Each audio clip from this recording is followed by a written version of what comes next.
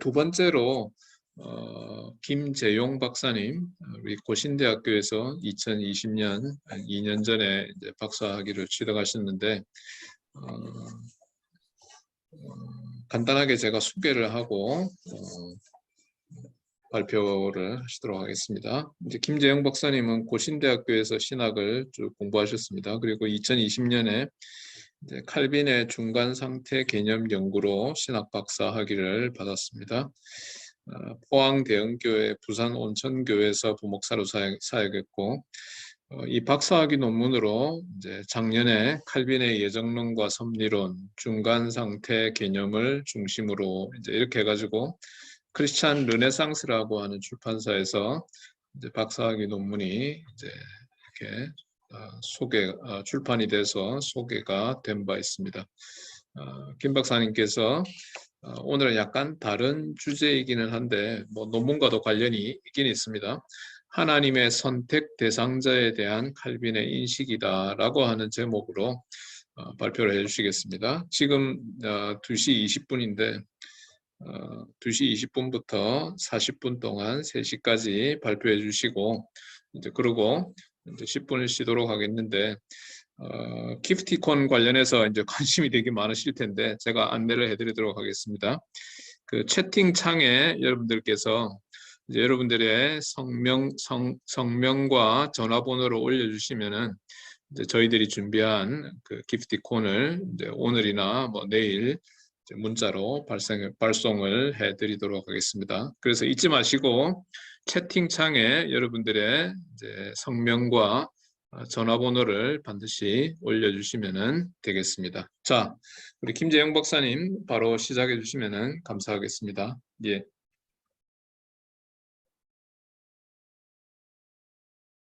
화면 공유가 되고 있습니까?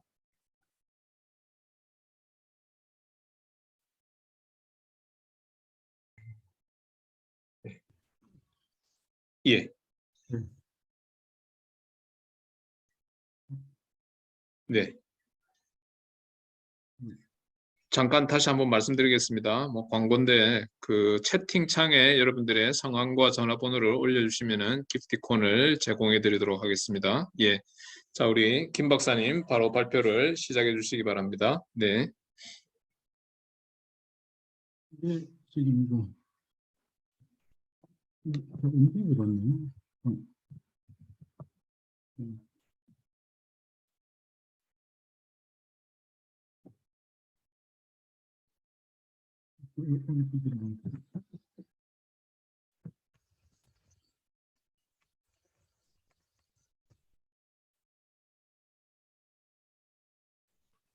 소리가 약간 작게 들리니까 조금 볼륨을 조금 키워주시면 감사하겠습니다. 예.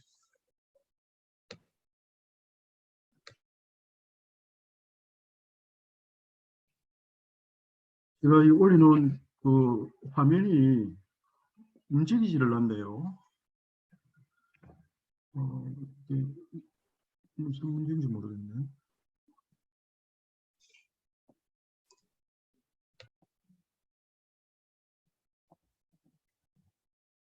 여기까지만 이걸 움직여야겠다. 예, 내려가면서 하시면 될 것 같습니다. 예.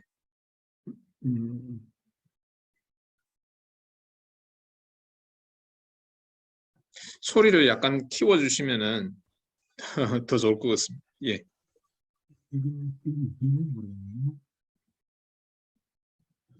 그 노트북 전체의 볼륨을 조금 키워주시면은 이제 듣는 분들이 소리가 조금 좀 잘 안 들리니까. 예, 이제 괜찮습니다. 예, 예, 말씀해 주세요. 예, 바로 진행을 하시면 되겠습니다. 네. 예. 근데 이게 제가 준비해 놓은 화면이 이게 움직이지를 않아 가지고 제가 그걸 보면서 해야 되는데 이게 왜 이런 문제가 생기는 모르겠네요. 연습할 때 잘 되는데. 자, 그러면 제가 그냥 종이로 이렇게 하도록 하겠습니다. 제가 소개받은 김재용 목사입니다. 하나님의 선택 대상자에 대한 칼빈의 인식이라고 하는 제목으로 발표를 하도록 하겠습니다. 사람이 하나님으로부터 택함 받은 것을 알 수 있는가 또는 알 수 없는가 하는 것이 본 논문의 핵심입니다. 지금까지 학계에서는 칼빈의 기독교 강요를 중심으로 알 수 없다는 것이 정설로 받아들여지고 있습니다. 우리가 잘 알고 있는 오토 베버라고 하는 사람은 그의 저서 칼빈의 교회관에서 칼빈의 교회관은 가시적 교회와 불가시적 교회를 구별하는 것이 불가능하고 그가 다루고자 했던 교회는 가시적 교회였다라고 그렇게 주장을 합니다. 그러면서 그는 칼빈의 교회의 권징을 시행하는 일을 아주 중요한 일로 여겼지만은 가짜 교인들을 진짜 교인들로부터 가려낼 수 있다고 생각한 적은 없었다고 단언을 합니다.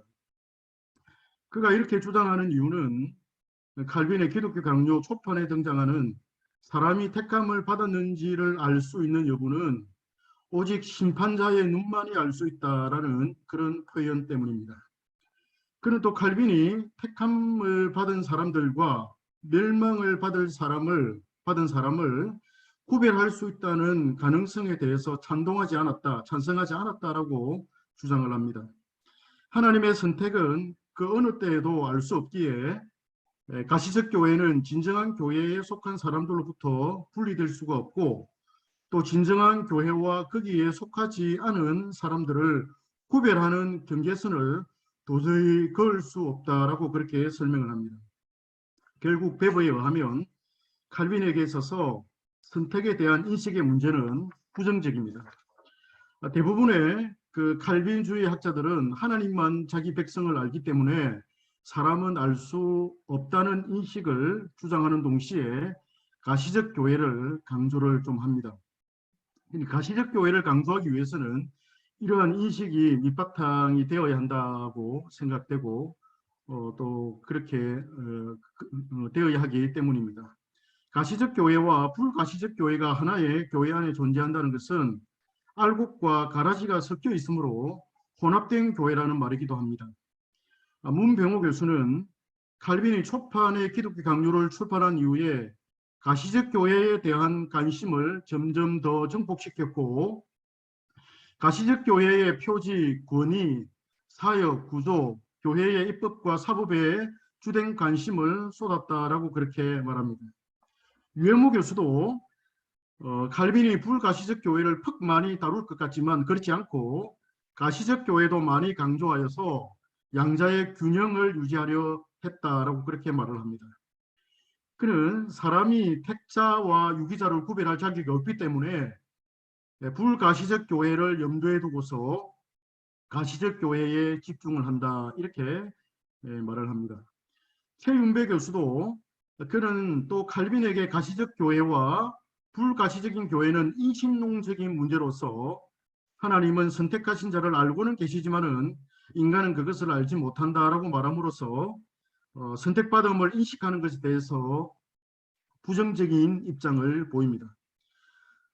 헤르만 바빙크도 칼빈이 인식한 불가시적 교회는 오직 하나님에게만 알려진 선택된 자들의 모임이고 또 가시적 교회는 윗선자들이 포함되며 누가 참된 신자인지 알 수가 없으므로 불가시적이다 그렇게 말하고 또 그는 기독교 강요 최종판 4권에서 그러므로 하나님의 은밀한 선택과 내적인 부르심이 관찰되어야 할 것이다.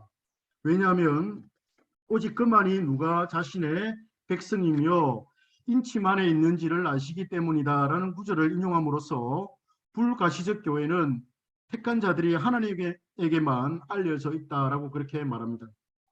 이 외에도 대부분의 칼빈주의 학자들도 불가시적 교회와 관련되는 선택의 인식 문제에 있어서는 사람이 알 수 없다는 그런 논지를 핍니다. 사실상 이러한 입장은 개혁주의 교회론의 큰 기둥이라고 할 수 있습니다. 사람이 선택받은 것을 하나님 외에 누가 알 수 있겠습니까?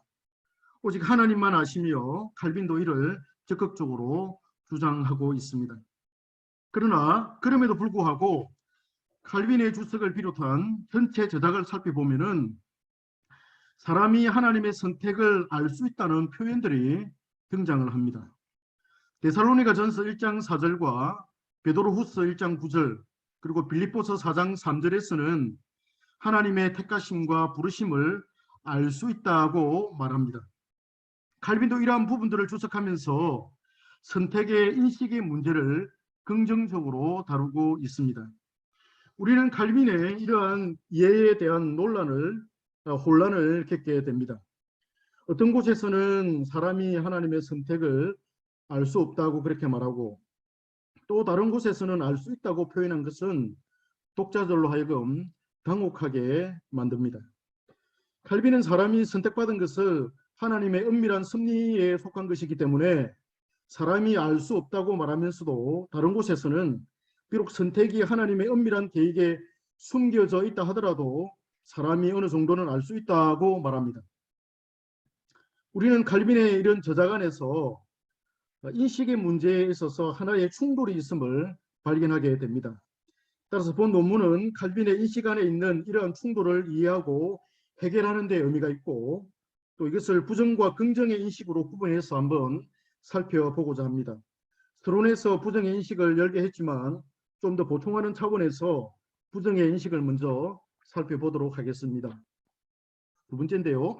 부정적 인식, 누가 예정된 수에 포함되는지 알 수 없다는 그런 인식입니다. 기독교 강요 1536년 판과 1559년 판에는 이렇게 나와 있습니다. 먼저 초판에서는 그러나 비록 믿음의 확신으로는 선택된 자들이 우리에 의해서 인식될 수 없음에도 불구하고 그렇게 돼 있고, 또 택함을 받은 자는 오직 심판자의 눈으로만 알 수 있으며 등의 표현을 통해서 사람이 택함을 받았는지에 대한 인식의 여부는 부정적입니다. 그리고 1559년 최종판에서도 칼빈은 어거스틴을 인용을 하면서 다음과 같이 말합니다. 우리는 누가 예정된 숫자에 관련되는지 또는 관련되지 않는지를 모르기 때문에 모든 사람들이 구원받기를 원해야 한다. 그렇게 말함으로써 우리가 볼 때 부정적이다 이렇게 생각할 수 있습니다. 그리고 시편 주석을 한번 볼까요? 칼빈은 시편 69편 28절에서 그들을 생명책에서 지우사라는 말씀을 주석하면서 다음과 같이 말합니다. 하나님의 선택이 우리에게는 불가해하기 때문에 하나님께서 자신의 백성들에게 공개적으로 그리고 명백한 표징으로 심어주신 인간의 이해력을 고려하여 기록되도록 말씀하신다. 칼빈은 여기에서 하나님의 선택이 불가해하기 때문에 인간의 이해력으로는 파악할 수 없다라고 그렇게 말합니다. 화란의 헤르만 셀더 하위스 이 신학자도 하나님이 인간에게 맞춘다라는 칼빈의 말을 인용을 합니다. 인간의 부족한 이해력으로 하나님의 선택에 관한 일을 이해할 수가 없어서 인간의 이해력에 맞추어 주는 식으로 말씀하신다는 것입니다. 하나님의 은밀한 사역을 인간이 알 수가 없고 파악할 수도 없다는 것을 강조하고 있습니다. 칼빈은 또한 시편 109편 16절에서 가난하고 궁핍한 자들에게 인자를 베풀 일을 생각하지 않는 그런 악인들에 대해서 말을 하면서 하나님의 선택에 대해 다음과 같이 언급을 합니다. 또 우리에게 택함받은 자와 버림받은 자를 구분하는 것이 주어지지 않았기 때문에 우리를 괴롭히는 모든 자들을 위해서 기도하기를 배워야 하며 일반의 모든 사람들이 구원받도록 간구해야 하며 각 사람에 관하여 관심을 가져야 한다 이렇게 말하고 있습니다. 그리고 또 로마서와 디모데후서 주석에서도 비슷한 내용이 등장을 합니다. 칼빈은 로마서 11장 2절의 주석에서 선지자 엘리야도 자기 자신의 판단에 따라 하나님의 백성의 숫자를 파악하려 했을 때 오류를 범했다면은 우리의 경우는 더욱 그렇지 않겠느냐며 경고를 합니다. 그래서 다음과 같이 말합니다. 자기 자신의 작은 척도로 선택받은 자의 숫자를 제한하는 자들은 우둔하고 교만하게 행세하고 있다는 것이다 라고 그렇게 말합니다. 칼빈은 인간이 자기 자신의 상식을 기준으로 선택받은 자의 수요를 계산하는 자들은 어리석고 교만하게 행하는 것으로 보고 있습니다.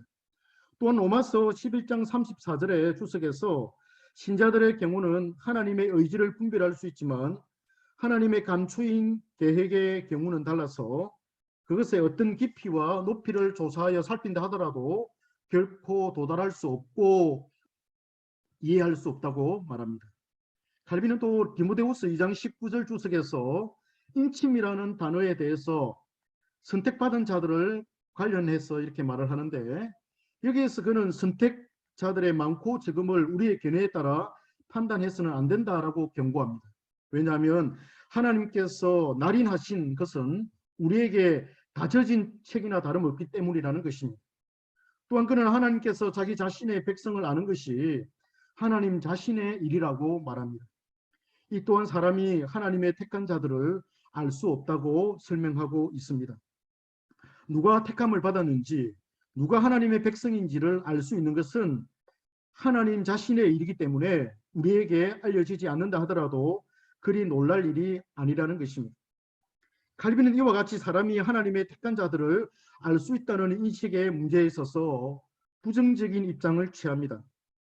그러나 그가 부정적인 언급을 하면서도 언제나 단서를 제공하고 있음을 우리는 발견할 수 있습니다. 위에 시편 69편 28절 주석 문장에서 인간의 이해력으로라는 표현과 위에 로마서 11장 2절 주석의 문장에서 자신의 작은 척도로 또는 자신의 상식으로라는 표현과 그리고 디모데후서 2장 19절 주석 문장에서 우리의 이해 또는 견해에 따라라는 수식어가 조건이 될 수 있다고 봅니다. 보는 각도에 따라서 이해가 달라질 수 있겠지만은 어떤 면에서는 사람의 이해나 상식으로서는 결코 하나님의 택한 자들을 알 수 없다는 것으로 이해할 수가 있고, 또 다른 면에서는 이것이 인간의 견해로는 알 수 없지만은 그러나 성령께서 주시는 분별이나 성경의 이해를 통해서는 어느 정도 알 수 있다는 그런 뜻으로 보여집니다. 그렇기 때문에 칼빈이 알 수 없다 부정적인 그런 인식을 하면서도 언제나 여지를 남겨두고 있는 그런 문장을 우리가 볼 수가 있습니다. 그렇다면 이제 우리가 긍정적인 한번 인식을 살펴보겠는데요. 누가 예정된 수에 포함되는지 어느 정도 알 수 있다는 그런 인식입니다. 누가 선택을 받았는지 알 수 있는가 하는 문제에 있어서 칼빈의 전체적인 논조는 부정적입니다. 양과 염소를 구별하는 일은 전적으로 주님께서 하실 일입니다. 사람이 알 수 없는 일이며 이 일은 마지막 날에 일어날 것입니다. 주님께서 마지막 날에 염소들에게 양들을 분리해 내실 때까지 교회는 혼잡함과 흠과 구름 잡힌 것에 자유롭지 못할 것이다. 그렇게 칼빈은 말합니다. 그러나 이러한 큰 줄기의 논조에서 파생된 인식이 성경에 제시되어 있습니다. 우리가 전체적으로 또는 구체적으로 누가 선택받았는지 알 수는 없지만은 그러나 어느 정도 신앙의 분명한 표정을 통해서 알 수 있다고 바울은 말하고 있습니다. 이를 통해 칼빈도 성경을 따라서 그대로 주석을 하며 해석을 하면서 주석을 하고 있습니다. 이제 본격적으로 칼빈이 주석을 통해 이 부분에 대해 어떻게 설명하고 있는지를 한번 살펴보겠습니다. 먼저 베드로전서 1장 4절 주석을 살펴보겠습니다. 여기에서 바울은 데살로니가 성도들이 하나님의 택함을 받은 것을 안다고 말합니다. 바울이 박해가 부릴 듯 일어나고 있는 데살로니가 교회에 편지를 보내면서 그들을 칭찬하며 위로하는 말씀이죠. 그는 그들의 믿음의 역사와 사랑의 수고와 소망의 인내를 끊임없이 기억한다고 말하면서 이러한 증거들을 통해 그들이 하나님의 택하심을 받았다는 것을 안다고 말합니다. 우리는 양과 염소를 구별하는 일은 오직 우리 주 예수 그리스도께 달려있다는 것을 알고 있습니다. 주님 외에 누가 택하심을 받은 자를 알 수가 있겠습니까? 그러나 바울은 이러한 큰 논지 속에서 사람이 어느 정도 택하심을 받은 것을 알 수 있다고 주장을 합니다. 칼빈은 이 구절을 주석을 하면서 데살로니가 성도들의 택하심뿐만 아니라 바울과 그의 동료들도 포함된다고 크리소스톰을 인용을 합니다. 바울도 그의 동료들도 자신들의 택하심을 안다는 것입니다. 칼빈은 여기에서 바울의 의도를 생각합니다. 크리소스톰이 하나님께서 데살로니가 교인들을 높이심으로써 그들의 가치를 입증하셨다는 것에 대해서 칼빈은 전적으로 동의하면서 바울이 여기에서 확실한 선택의 증거와 특별한 부르심을 받았다는 점을 추론하고 있다고 그렇게 평가를 합니다. 칼빈은 데살로니가 교인들의 변화를 단순한 복음 전파에만 돌리지 않고 뒤에 나오는 능력과 성령이라는 그런 말을 성령의 능력 안에서라고 해석을 하면서 성령의 능력이 그들의 변화를 주도했음을 강조하고 있습니다. 칼빈은 여기에서 자신의 동료들이 하나님의 부르심을 받았다는 것을 안다고 다음과 같이 말합니다.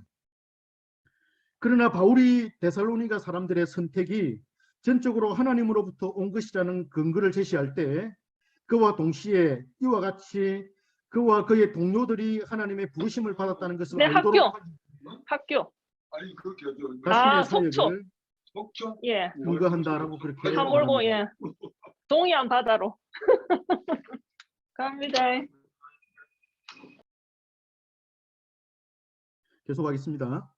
선택이 전적으로 하나님으로부터 왔다는 것과 그의 동료들이 하나님의 특별한 부르심을 받았다는 것이 동격을 이루면서 인식하다의 그 단어가 핵심을 이루고 있습니다. 즉 데살로니가 성도들의 택하심이 하나님으로부터 온 것과 그와 그의 동료들도 하나님의 부르심을 받았다라는 것을 안다는 것입니다. 칼빈은 데살로니가 전서 1장 5절에서 너희의 아는 바와 같으니라라는 이 말씀의 주석에서 선택에 대한 확실성을 충분히 확신하도록 요구하면서 다음과 같이 말합니다. 그들의 선택을 의심하지 말라. 또 그들이 그 선택을 알 수 있는 것은 자신들에게 원인이 있고 그들의 선택이 논쟁의 여지가 없다는 확신을 갖게 되었다는 것을 의미합니다. 칼빈은 데살로니가 교회의 성도들이 하나님의 택하심을 입었노라고 확신하고 있습니다.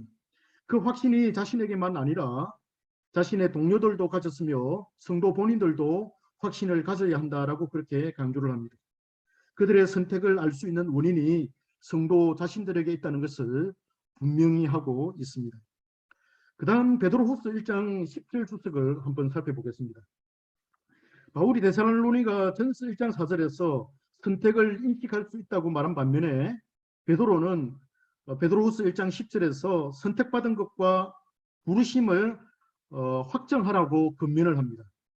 바울과 베드로 두 사도 모두 선택을 인식을 하고 확정하는 것에 대해서 매우 긍정적입니다. 이에 따라 칼빈도 동일한 의조 속에서 구체적으로 해석해 나갑니다. 칼빈은 본문의 주석에서 선택받은 것을 입증할 수 있다고 다음과 같이 말합니다. 그는 이것이 우리가 참으로 택함을 받았고 하나님께 헛되이 부르심을 받지 않았다는 것을 입증할 수 있는 유일한 방법이라고 결론 지었다. 여기서 칼빈이 말한 입증할 수 있는 그 방법은 뒤에 나오는 선한 양심과 삶의 고결함이 신앙 고백에 반응을 한다며 일치한다며 그것입니다. 그러면 그분은 택함을 받았음을 우리가 알 수 있다는 것이죠. 칼빈은 택하심과 부르심을 동일한 것으로 보는데 단지 선택이 순서상 앞서며 부르심은 선택의 결과나 증거라고 설명합니다.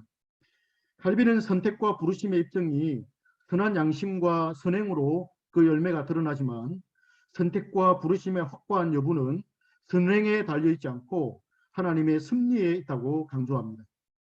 그래서 그는 또 하나님의 아들들과 버림받은 자들과의 구별이 거룩하고 경건하게 살아가는 것이라며 선택받음의 확증을 말하고 있습니다.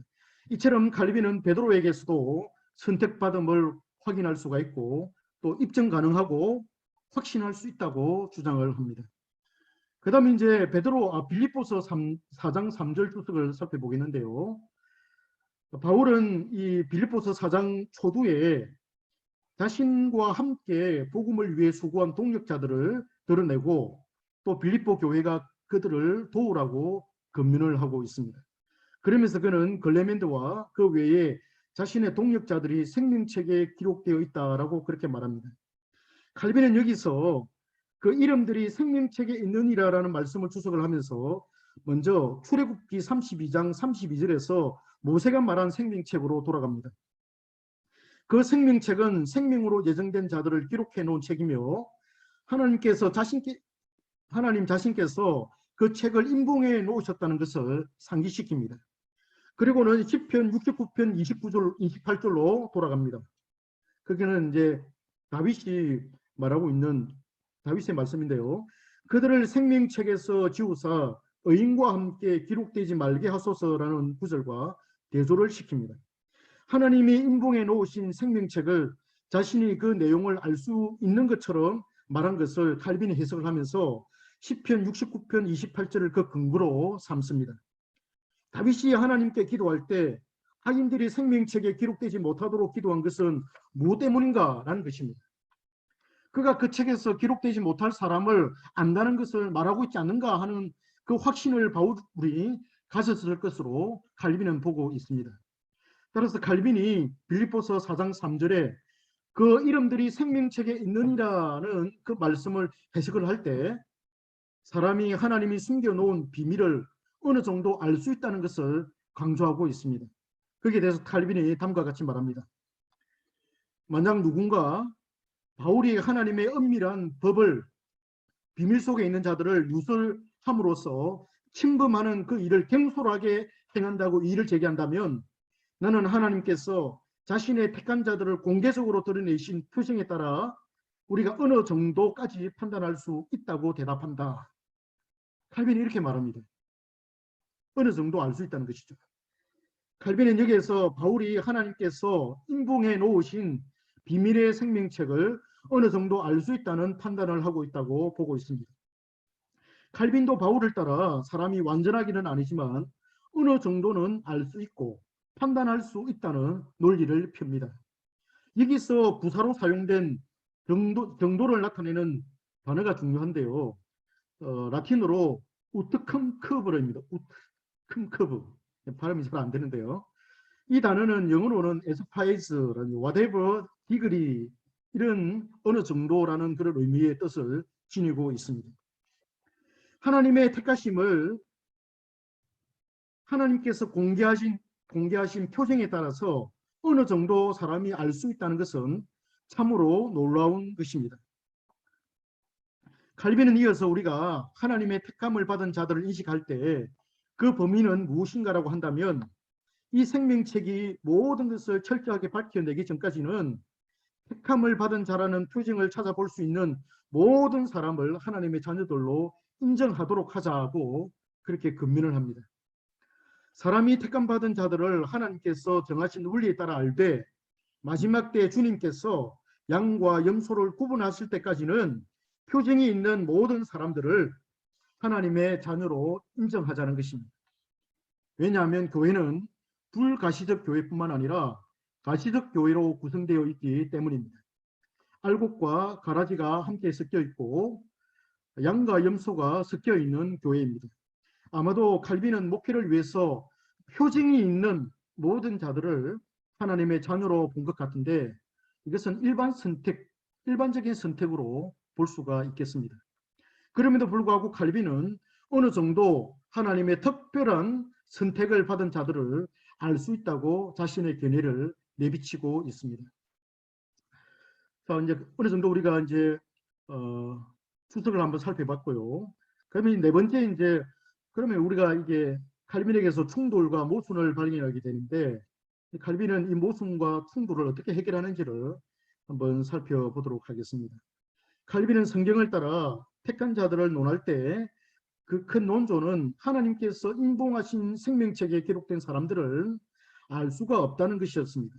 이 사실은 칼빈의 주석뿐만 아니라 기독교 강요에서도 나타나고 있습니다. 대부분의 칼빈주의 학자들은 칼빈의 기독교 강요를 중심으로 이 사실을 정설로 받아들이고 있습니다. 그러나 칼빈의 주석에서는 택한 자들을 알 수 없다는 그런 논지와 함께 알 수 있다는 그런 논지도 포함이 되고 있습니다. 앞에서 살펴본 대로 칼빈은 데살로니가전서 1장 4절과 베드로후서 1장 10절 그리고 빌립보서 4장 3절 등에서는 바울과 베드로의 견해를 따라 칼빈도 사람이 하나님의 택하심을 알 수 있다고 주장합니다.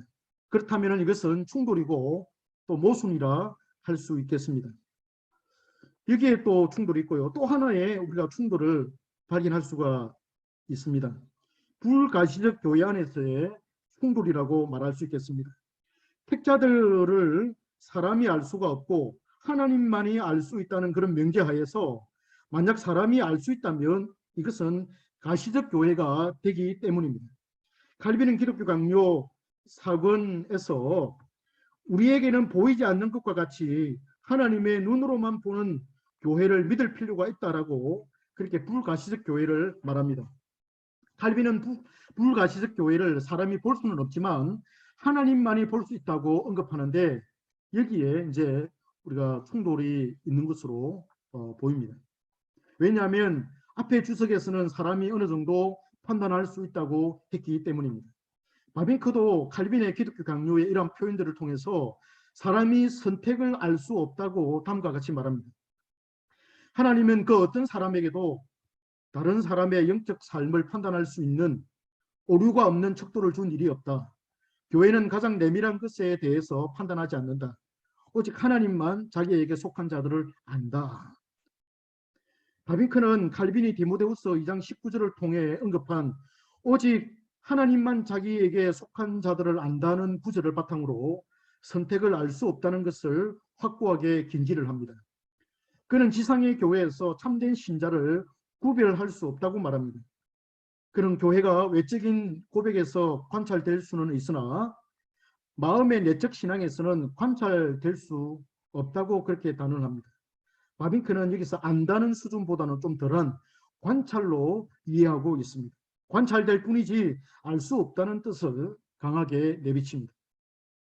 학자들의 이런 견해를 통해서 불가시적 교회는 사람이 볼 수 없고 오직 하나님만이 볼 수 있는 교회이기 때문에 충돌이 불가피하다고 봅니다. 그러니까 이러한 충돌을 해결할 수는 없는가? 칼빈은 이 모순을 어떻게 해결할까라고 할 때 칼빈의 해결 방식을 한번 살펴보겠습니다. 먼저 칼빈의 빌립보서 4장 3절의 주석에서 그 단서를 발견할 수가 있습니다. 칼빈은 거기에서 누가 하나님께 속했는가를 아는 것과 양과 염소를 구별해내는 것은 오직 하나님께만 속한다라고 말합니다. 이는 앞에서 인식의 부정을 나타내는 요소이고 또 칼빈주의 학자들이 주장하는 바이기도 합니다. 하나님께 속한 자를 아는 것과 양과 염소를 구별하는 것은 전적으로 하나님께만 속해 있습니다. 칼빈은 이 사실을 인정합니다. 그러나 그러면서도 그는 목자가 되시는 그리스도께 순종함으로써 복종하는 자들과 그리스도의 양무리에 함께 모인 자들 그리고 계속해서 이 양무리 속에 남아있는 모든 자들을 알아내는 것은 우리에게 속해 있다라고 말합니다. 또 택한 자들에게 특별하게 베푸시는 성령의 은사와 숨겨진 택한 자들의 인을 우리에게 있도록 하시는 성령의 은사를 크게 높이는 것도 우리에게 속한다라고 강조합니다. 사람이 하나님의 공개된 표징에 따라서 어느 정도 인식할 수 있음을 나타내는 것입니다. 이것이 모순에 대한 칼빈의 해결입니다. 그는 성경에서 강조한 그대로 따릅니다. 이 부분에 있어서 성경은 이중적이니까 칼빈도 그러합니다. 택함을 아는 것이 전적으로 하나님께만 달려 있어서 사람이 알 수 없지만 그럼에도 불구하고 하나님께서 공개하신 표정에 따라 사람이 판단하고 식별하며 인식할 수 있다는 것입니다.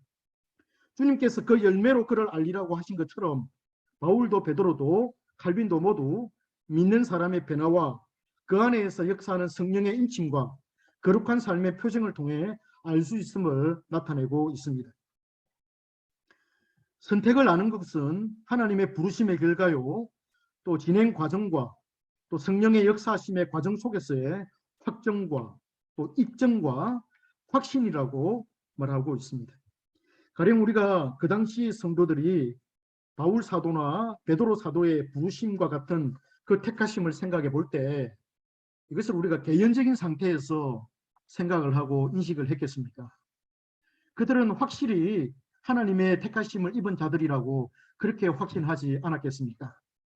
이러한 원리 속에서 바울도 베드로도 신실한 성도들의 믿음의 역사와 사랑의 수고와 소망의 인내를 바라볼 때 그들은 확실히 택하심을 받은 사람들이라고 확신하였던 것입니다. 칼빈은 사도들에게서 이러한 해석을 그대로 적용해서 출석했다고 봅니다. 이렇게 볼 때 칼빈은 정도와 수준을 나타낼 뿐 이것을 충돌로 보지 않는 것 같습니다. 제가 충돌이라고 그렇게 표현을 했지만은 칼빈은 충돌로 보지는 않는 것 같습니다. 다만 우리가 볼 때 칼빈은 어느 정도 안다는 그런 인식의 표현을 하고 있다고 봅니다. 그 다음 우리가 생각해 볼 것이 있습니다.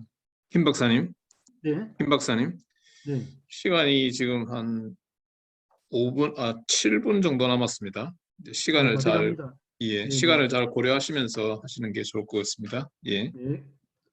칼빈은 기독교 강요 학원에서 누가 하나님의 백성인가를 아는 것은 하나님만이 가지신 특권이다라고 그렇게 말합니다.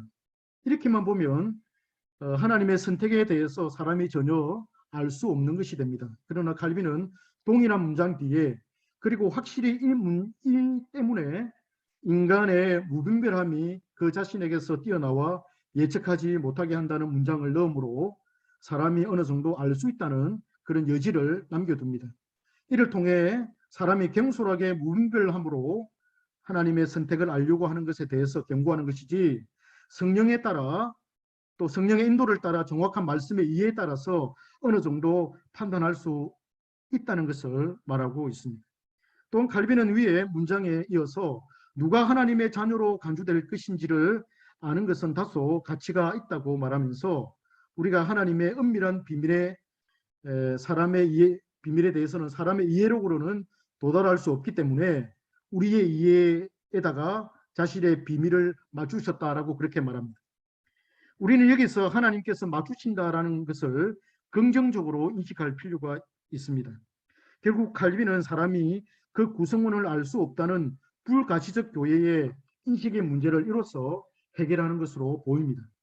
사람이 완전히는 아니지만 바울이 어느 정도 알 수 있다고 말함으로써 불가시적 교회의 멤버가 성령과 올바른 말씀의 해석에 따라 인식될 수 있다는 그런 결론을 내릴 수 있겠습니다.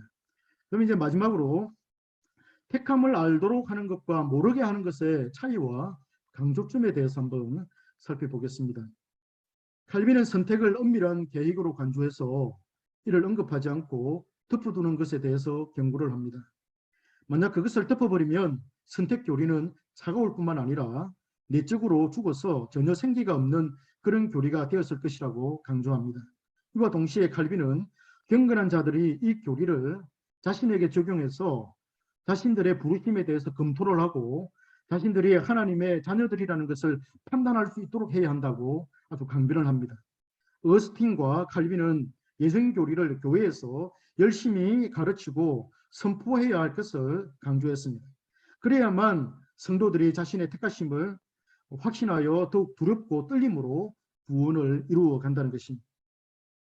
칼빈이 불가시적 교회를 강조하기보다는 가시적 교회를 강조했고 또 양자의 균형을 잡으려 노력했다고 한 것은 일리가 있어 보이지만은 한편으로는 오해가 있어 보입니다. 왜냐하면 칼빈에게는 가시적 교회, 불가시적 교회가 있다 하더라도 이는 한 교회이기 때문입니다. 칼빈이 가시적 교회를 강조하기 위해서 누가 택함을 받았는지 알지 못한다는 것을 강조했다는 것은 받아들이기 어렵습니다. 칼빈에게는 오직 한 교회만 존재할 뿐입니다. 불가시적 교회가 가시적으로 드러난 것이 교회의 형태일 뿐입니다. 이양호 교수는 칼빈의 가시적, 불가시적 교회의 관계를 두 개의 동시문을 최대한으로 일치시키려는 노력이라고 그렇게 했습니다. 최윤배 교수와 한대우 교수도 이를 인식론적인 문제로 보고 하나의 교회의 다른 두 양상이라고 했고, 하나님 앞에 있는 교회와 사람들 앞에 있는 교회라는 표현을 사용했을 뿐이라고 말합니다. 따라서 교회에 대한 칼빈의 강조는 항상 하나님의 택함 받은 백성들이었습니다. 그들이 택함에 확신을 가지고 거룩한 삶을 살며 성령의 인도를 따라 삶의 열매를 맺게 하는 것이었습니다. 교회의 외적 형태로서의 가시적 교회의 모든 기구나 법률이나 직분은 보이지 않는 하나님의 택한 백성들을 위한 것이었습니다. 우리는 이것을 두고 볼 때 불가시적 교회를 위한 가시적 교회라 그렇게 말할 수 있겠습니다. 선택 교리와 택함의 원리 속에서 선택을 받았다는 것을 알 수 있다고 강조하는 것은 불가시적 교회를 강조하는 것이 될 수가 있습니다. 반대로 선택은 하나님, 사람이 알 수 없다고 강조하는 것은 가시적 교회를 강조할 수가 있습니다. 왜냐하면 사람이 선택을 알 수 없다는 것은 가시적 교회 안에 있는 혼합성 때문입니다. 양과 염소가 섞여 있는 가시적 교회를 강조하기 위해서는 선택을 알 수 없는 비밀로 남겨두는 것이 효과적입니다. 2분 만약 남았습니다. 그렇다면 예, 2분 남았습니다, 김 박사님. 예. 혼란을 이야기할 수가 있습니다. 누가 택감을 받았고 누가 택감을 받지 못했는가에 대한 큰 논쟁이 일어날 수가 있고 또 교회 안에 위화감이 조성될 것입니다. 이것은 또 성직의 타락을 가져올 수가 있습니다. 목사가 교인들의 택감 여부를 판단하여서 알려줄 경우에 교인들은 주님보다 목사에게 더 충성을 다할 것입니다. 교회 안에서 택감의 여부를 알 수 있다고 강조하는 것은 이런 폐단이 있을 수 있습니다. 이러한 문제로 인해서 칼빈주의 학자들은 칼빈에게서 선택을 알 수 없다는 그런 논리만을 발견하여 주장했는지도 모르겠습니다. 언약의 백성들, 곧 일반 선택과 일반적 부르심에 따라서 보편성을 추구하고 또 전체를 바라보게 하는 유기체적 교회를 강조할 때는 가시적 교회를 강조할 수밖에 없습니다. 칼빈주의 학자들의 이러한 인식의 문제는 알 수 있다, 알 수 없다의 문제보다는 사실상 강조의 문제라고 봅니다. 양자를 인식하고서 택함을 알 수 있다는 것을 어느 정도는 인정하면서도 불가시적 교회의 이해를 위해서는 인식의 불가해성을 강조한 것이라고 봅니다. 그러나 칼빈은 불가시성 안에서의 가시성을 강조한 것이라고 판단됩니다. 칼빈의 의도는 교회 안에서 선택의 교류와 선택받은 것을 어느 정도 알 수 있다는 것을 가르치는 것으로 보입니다. 이는 불가시적 교회를 염두에 둔 것으로 보입니다. 칼빈의 가시적 교회의 강조는 결국 불가시적 교회를 위함입니다. 칼빈이 이를 강조하는 것은 그것을 가르침으로 인해서 성도들의 정체성을 확립하고 또 거룩한 삶을 살도록 하여서 부르심의 열매를 맺게 하려는 의도를 가졌다라고 봅니다. 교회의 순수성을 유지하고 택함받음을 확신하는 경건한 자들에 의해서 교회가 든든히 세워질 것을 의도했다고 봅니다. 결국 가시적 교회를 강조함으로 교회를 교회답게 할 것인가, 아니면은 불가시적 교회를 강조함으로 교회를 교회답게 할 것인가라는 것 중에 무엇이 올바른 것인지를 판단해야 할 것입니다. 이는 택자는 비밀 속에 놓여 있기 때문에 사람이 알 수 없다는 것을 강조하느냐, 아니면 그것이 비밀 속에 있다 하더라도 어느 정도 사람이 알 수 있다는 것을 강조해야 하느냐 하는 것과 관련이 됩니다. 조금밖에 안 남았습니다. 칼빈이 기독교 강요 사권에서 말한 참교회와 거짓 교회로의 구분으로 갈 수 있는 가능성을 제시한다고도 볼 수 있겠습니다. 오늘날 교회는 선택 교리를 잘 가르치지 않습니다. 공적인 기도에서 예정과 선택에 대한 언급이 사라졌습니다. 이는 교회가 세속에 집중한다는 그런 증거 아니겠습니까? 교회의 영적인 그런 분위기가 물질적이고 또 어떻게 보면 상업적이고 또 성공과 기복적인 그런 신앙을 추구해서 세속적으로 흘러가는 그런 증거가 아닌가 하는 그런 의구심을 갖게 합니다. 모든 것을 상대화시키는 세상에서 진리도 상대적인 것으로 이해하려고 하고 있습니다. 이 땅에서 깨어서 경성케 함으로써 세상과 동화되지 않고 또 세상의 죄를 지적하며 세상을 변화시킬 수 있는 그런 원동력 중에 하나가 선택교리라고 생각합니다. 따라서 선택교리는 현재의 삶에 힘을 더해준다고 생각합니다. 결론적으로 말하면 칼빈은 하나님의 선택받은 것을 사람이 알 수 없다라고 그렇게 말하면서도 또 때로는 어떤 곳에서는 어느 정도는 알 수 있다라고 그렇게 말하고 있다는 것을 결론으로 말씀을 드리고 싶습니다. 예, 이상 끝을 맺겠습니다. 예, 우리 김재영 박사님 이렇게 발표해 주셔서 감사를 드립니다. 수고 많으셨고 또 김 박사님의 논지가 이제 칼빈이 이제 선택을 받았는지 받지 못했는지를 알 수 있느냐라고 하는 것에 대해서 이제 대부분의 이제 칼빈 학자들은 이제 그걸 알 수 없다라고 하는 차원에서 이제 해석을 하지만은 김 박사님은 이제 모순과 충돌에 대해서 이제 알 수 있다, 알 수 없다에 나타난 모순과 충돌에 대해서 그건 이제 사실은 이제 강조점의 차이다라고 하는 이제 그런 방식으로 이제 그 모순과 충돌을 이제 해결하는 이제 그런 식으로 논문을 발표해 주셨습니다. 자, 우리 김 박사님께 또 다시 한번 감사를 드리고